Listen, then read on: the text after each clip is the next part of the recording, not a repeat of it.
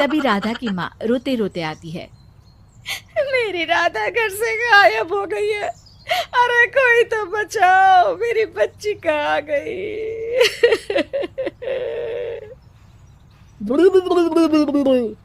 ले गई वो चुड़ैल, तेरी बच्ची को ले गई। अब वो उसे श्रापित करके छोड़ेगी, उस पर चुड़ैल का साया हो जाएगा। तभी बुरी सी हालत में राधा भी वहां आ जाती है। उसके बाल चुड़ैल की तरह फैले होते हैं और कपड़ों में खून लगा होता है। सभी राधा को देखकर डर जाते हैं। माँ, पता नहीं मुझे कौन उठा कर ले गया था। अरे दूर दूर हो जा चुड़ैल, अब हम लोग इस गांव में नहीं रुकेंगे। अरे कैसे बातें कर रहे हैं आप? कल तो आप मेरे भरोसे गांव का हुलिया बदलने, अपने बच्चों को पढ़ाने और तरक्की उन्नति की बात कर रहे थे, तो आज क्या हो गया आपको?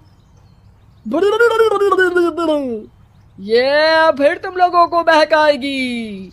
ये चुड़ैल गांव में आ चुकी है, ऐसे ही ये तुम्हारे घर के बच्चों को भी ले जाएगी। गांव वाले राधा को गांव से बाहर निकाल देते हैं।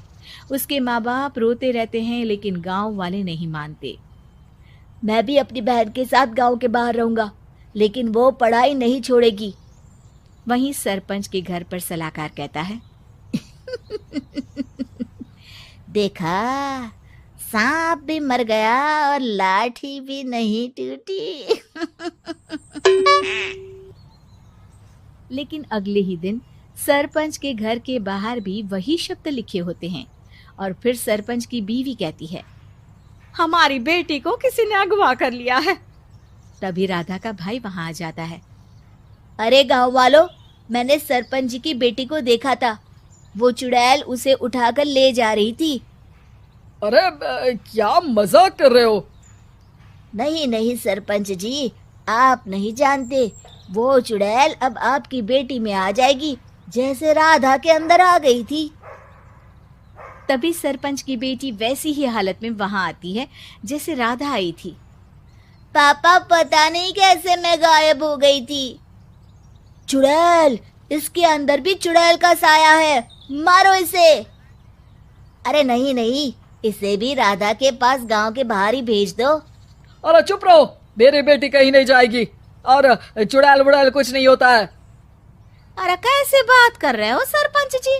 आप तो बोल रहे थे कि आपका फैसला भगवान का ज्ञान होता है, तो अपने पर बात आई तो अब आप ऐसे बोल रहे हैं। अरे ना ना ना, आपको अपनी बेटी को त्यागना ही होगा। अरे बुलाओ बाबा को। राधा का भाई बाबा को ले आता है, जिसे अब गांव वालों के डर के कारण सच बोलना पड़ता है। मैं कोई बाबा नहीं हूँ, मैं तो मोची था। ये सलाहकार महोदय ने मुझे कहा था एक्टिंग करने को। अब वो मुझे पैसे देने वाले हैं। अब मुझे माफ कर दो। गलती हो गई, मुझे माफ कर दो। तभी वहां राधा आ जाती है।